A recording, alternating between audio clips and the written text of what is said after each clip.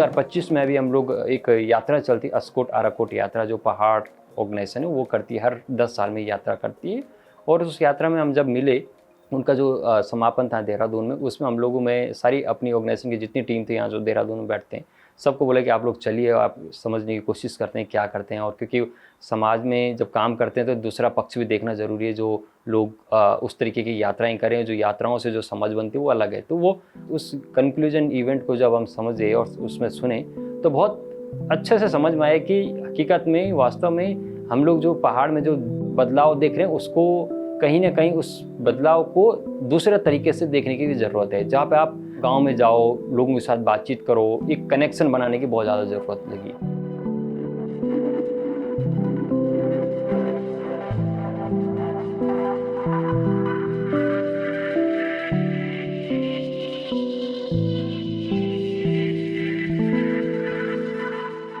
आलू हमारे यहाँ का पहले काफी मशहूर था। मशहूर मतलब बीज के कीमत पे, अच्छी कीमत पे जाता था, लेकिन आज इसकी उत्पादन इतनी कम हो गई।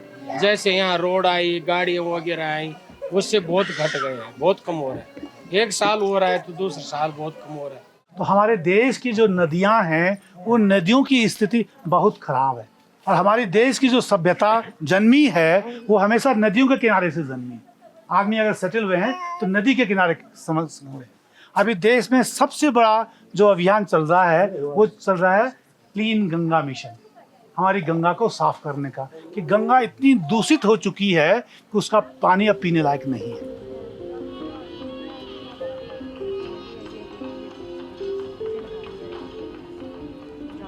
जैसे इनको इतना वो लगा कि जैसे घी लगाओ, कोई तेल लगाओ, अब उसको वहीं रख दो। अच्छा, रख दो सोते समय। अच्छा। रख दो, बस सुबह को निकाल लो। अच्छा, तो फिर नहीं होने? नहीं। जवान लड़की को तो हम बता रहे हैं ना, अपने जवान लड़की को, वो बोलते हैं हम ये नहीं करेंगे। हम तो पता नहीं अब उनके, हम वो बोलते हैं हम नहीं करेंगे। कुछ भी महिलाओं की कोई समस्या होगी नहीं, उन्होंने की पेट को कभी कभी बोला लोग कि काफी टाइम है कि बच्चा नहीं होना, तो कब दिखोंदा हॉस्पिटल दिखोंदा या फिर दाई में दिखोंदा? नहीं, मैं गुत्तू हॉस्पिटल गुत्तू दाई दिया करता आपका पास ये दिया करता है। दाई खल पाई नहीं उस गियर फिर बस जब बच्चा होने लगा। बच्चा हुआ जाए। अच्छा, तो दवाई को कौन कौन करता था जब मुंडार हुएगी, बुखार हुएगी? गुत्तू ना हम तो गुत्तू ही जानता। बिनु वद 3 डॉक्टर हो बंगाली। अच्छा,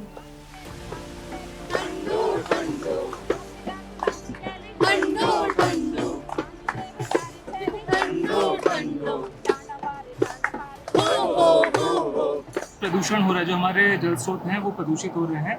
एक जो दिखा गांव में कि जो उन स्रोतों के आसपास गंदगी हो रही है, जो शराब है, शराब के कैन हैं, वो तो हमें दिख ही रहे हैं, वो तो है। उसके अलावा जो पानी का सोर्स है, जहाँ पे गांव में हमारा एक मुख्य क्षेत्र होता है जहाँ पे सभी लोग पानी भी पीते हैं, कपड़े भी धोते हैं, वही पानी हमारा वहीं पे कपड़े धोए जाते हैं, वहीं से वो नीचे आता है। और जो आसपास का जो हमारा गधेरा है, जो गाँव से गधेरा, उसी में सारी कूड़ा भी जा रहा है।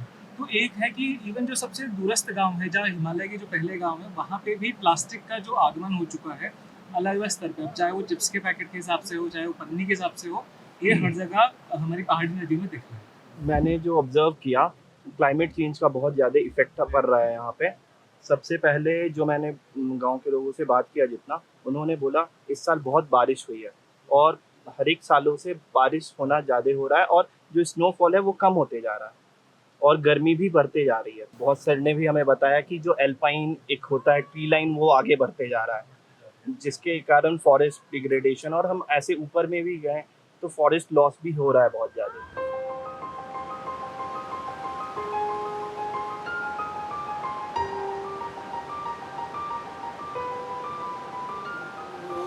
बांधबो की चाल ढाल ठंडो ठंडो, स्वामी जी बिना बगाल ठंडो ठंडो, रोला बाटा बन उडार हो छन बुगाल खालदार हो भोज भेज की जगाल ठंडो ठंडो ठंडो रे ठंडो, मेरा पाड़े की हवा ठंडी पानी ठंडो।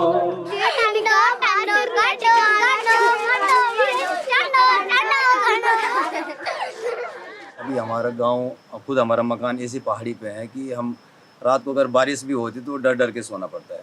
यानी कि कभी ऐसे हालात हो जाते हैं कि जागते ही रहना पड़ता है रात भर। अभी के जो 2 दिन हैं वो काफ़ी सफल गए हैं। जो यात्रा हमारी हुई है, हमने बहुत कुछ सीखा है कि हर 10 किलोमीटर में कैसे हर गांव में लोगों के खेती बाड़ी करने के तरीके, जो महिलाओं का रिश्ता है भिलंगना नदी से, और बहुत कुछ बदलाव है, लोगों की समस्याएं अलग अलग हैं। और मुझे पूर्ण विश्वास है कि इस पूरे 7 दिन की यात्रा में हम वो सारी समस्याएं, वो सारा जो भी उनका रिश्ता है भिलंगना नदी से, कैसे वो इम्पैक्ट कर रही है उनकी लाइफ को, उसको कैप्चर कर पाएंगे, उसको डॉक्यूमेंट कर पाएंगे और आगे लोगों तक और सरकार तक पहुंचाएंगे। देवाए समोसा डांगुरी तांदे जम चांदी को जमण देवाए समोसा चांदी को जमण तेरा मंदिर होलो गंगी गाँव के बीच देवाए समोसा गंगी गाँव के बीच तेरा ओ तारी होला भरत सिंह ने देवाए समोसा भरत सिंह ने तेरा पलिंख्यार होला मखन सिंगड़ा देवाए। यहाँ पे कोई सुविधा है ही नहीं जॉब के लिए। हमें सबसे ज़्यादा जॉब के लिए नीचे जाना पड़ता है। अगर इसी उत्तराखंड में हमें जॉब मिल जाए तो हम बाहर नहीं जाएंगे। आज तक हमारे होटल भाइयों से लेकर हमारी बहनों तक बहुत कांड होते हैं, ऋषिकेश में, बम्बई में। फिर भी लोग इसलिए जाते हैं कि अगर वो बाहर नहीं जाएंगे तो उनके घर में रात के लिए खाना नहीं होगा। सर, हमारे यहाँ में रोजगार इतना ज़्यादा नहीं है। जो प्रतिनिधि ग्राम सभा में बने हैं वो भी ज़्यादा काम नहीं ला पाते हैं। युवा पीढ़ी ना वहाँ से बाहर जा रही है नौकरी के लिए, जॉब के लिए बाहर जा रही है, तो वहाँ पे उनका प्रधान जी औरों का कहना भी है जैसे सेब और कीवी वहाँ पे बहुत अच्छे होते हैं, तो सेब उनको अच्छी वैरायटी का प्रोवाइड जिस तरह से हो सकती है तो वो वहाँ पे करेंगे। वो लोग उनका इंटरेस्टेड भी होंगे हॉर्टिकल्चर के लिए।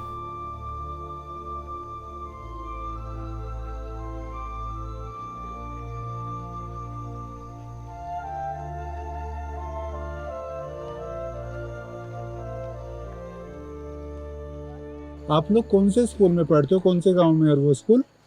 इंद्रापुर माध्यमिक विद्यालय। किस तरफ है वो स्कूल? पहाड़ी के उस पार। और आपका घर कहाँ पर है? ऊपर बुढ़वा दूसरे गांव। बहुत दूर है। तो स्कूल में कितने टोटल बच्चे कितने हैं? 8। और उस गांव के कोई बच्चा आता है? नहीं। लेने के कोई बच्चे नहीं आते। सब लोग मेहनत करते थे, गांव में प्यार से रहते थे।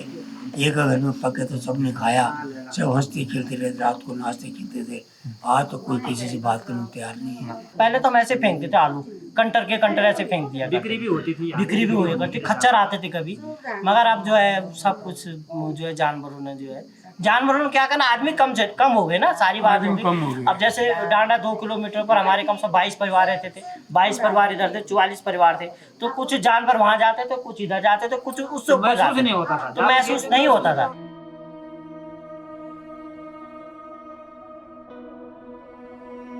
निर्धारित थे लोग खेती बाड़ी पे, जो कि खेती से सब कुछ होता था। अब खेती बाड़ी में यहाँ ये परिस्थिति हो गई कि जंगली जो सुअर है इनसे काफ़ी परेशानी हो गई है।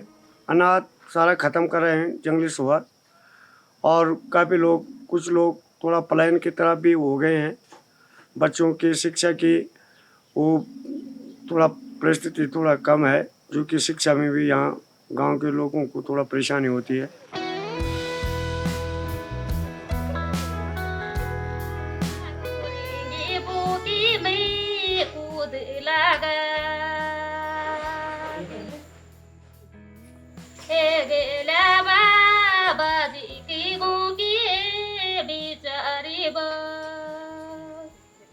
तक तो उसका खर्चा आ जाता है। एक आदमी नॉर्मल व्यक्ति कहाँ से लाएगा, वो गरीब आदमी कहाँ से वो 6000 लेके जाएगा, तब अल्ट्रासाउंड कराने श्रीनगर जाएगा। कुछ लोग जा भी नहीं पाते, जिनके पास पैसा नहीं हो कहाँ से जाएगा।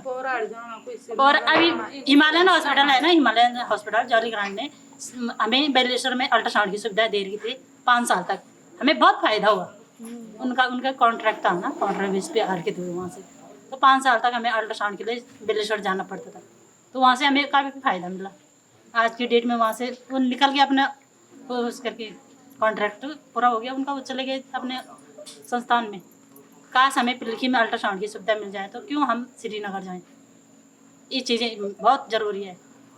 डॉक्टर की कमी हमारे पिलकी में। अभी आपने एक केस सुना होगा कल परसों में 6 सितंबर की बात है, वो महिला बेचारी मर गई, उसका बच्चा भी छूट गया। हॉस्पिटल के अगर हमें डॉक्टर अच्छे डॉक्टर होते वो नौबत नहीं आती।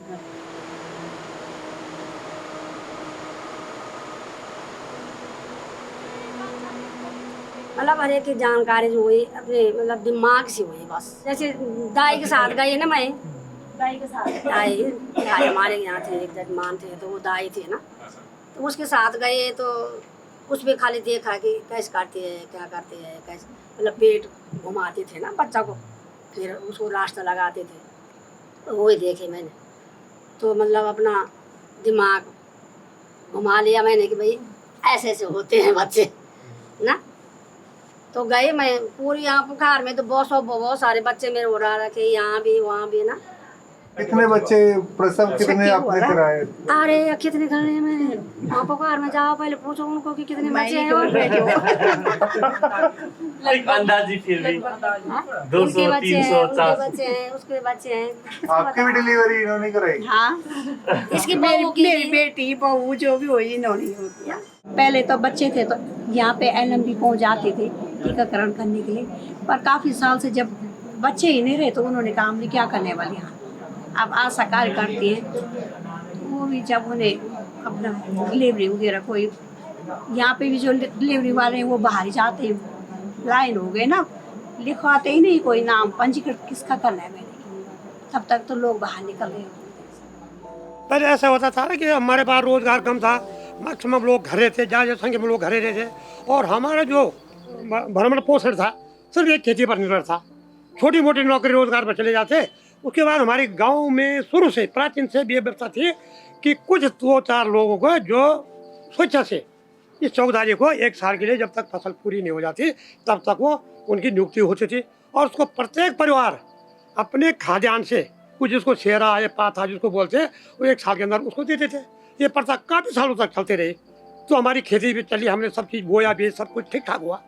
लेकिन जैसे ही ये प्रथा खत्म हो गई, लोग बाहर जाने लगे, थोड़ा विकास की तरफ आगे बढ़ने लगे, तब हम जो है घर एक गांव की तरफ से सारी व्यवस्थाएं उनमें वो चरमरा गई। अपनी जड़ों की ओर चले हम, अपनी जड़ों की ओर चले हम। जैसे ये सिर्फ गंगी और घनसाली तक ये बात ना रहेगी, अगर ये मैं आपसे निवेदन भी है कि ये यात्रा इसको रिपीट करते रहिएगा हर साल, और हो सके तो 6 माह में रिपीट करिएगा, एक ग्रीष्मकालीन सीजन में और एक शीतकाल में। इससे 2 फायदे होंगे, एक तो आपको दोनों क्लाइमेट का पता चल जाएगा, और दूसरी इसमें ये है कि आप इसमें कोशिश करिए कि हर क्षेत्र में करो। हमारा बात गंगी से कर दिया, अगली बार गेवाली से कर लो, या हमारे मेड़ मेरवाड़ी भी दूरस्थ विलेज है वहाँ से भी कर सकते हैं। मतलब मेरा सुझाव अगर आप इसको मानते हैं तो इसको देखिए। सबसे अच्छा ये लगा कि मतलब कि लोगों ने मतलब कि इस यात्रा के महत्व को समझा, और यात्रा के महत्व को समझने के बाद लगा कि उनको सच में मतलब कि उनका नदी से जुड़ाव है, जंगल से जुड़ाव है, पशुओं से जुड़ाव है, और कहीं ना कहीं इधर के 10-20 सालों से उनका वो जुड़ाव जो है प्रकृति के ऊपर था, जो जुड़ाव था, उस जुड़ाव में थोड़ा सा दूरियां बढ़ी हैं। मेरा जो रिसर्च का एरिया है is upon the water birds only, तो उसमें वाटर कहीं ना कहीं से एसोसिएटेड है। और साथ ही साथ जैसे कि मैंने बताया कि मैं राज्य आर्द्र भूमि प्राधिकरण से हूँ, तो बहुत सारे ताल जो हैं हमारे, जैसे कि मान लिया जाए उसी भिलंगना नदी से एक ताल जो बन रहा है सहस्त्र ताल, तो ये मेरे लिए बहुत इंपॉर्टेंट था। Though we had not covered that Sahastra Tal, but मैं ज़रूर चाहूँगी कि मैं वहाँ भी जाऊँ और वेटलैंड्स आर्द्र भूमियों को समझूँ, वहाँ की वाटर क्वालिटी का एनालिसिस करूँ, वाटर क्वालिटी को जानूँ। गंगी से घनसाली तक जो रिवर भिलंगना बह रही है, उससे जुड़े हुए जो गाँव हैं उनको हम जानें कि वहाँ का लाइफस्टाइल क्या है, वहाँ का एग्रीकल्चर क्या है, वहाँ की संस्कृति क्या है, कल्चर क्या है। तो उस चीज़ को हम करीबी से हमें जानने का मौका मिला कि लोग मतलब इतने सेटलमेंट्स के बावजूद भी, वहाँ पे रोड्स हो गई, डैम कंस्ट्रक्शन हो गया, उसके बाद भी जो लोग हैं वहाँ के, वो अपनी संस्कृति से जुड़े हुए हैं। तो ये चीज़ मुझे अच्छी लगी और मेरी समझ इतनी बनी कि हमने उनको करीबी से जाना।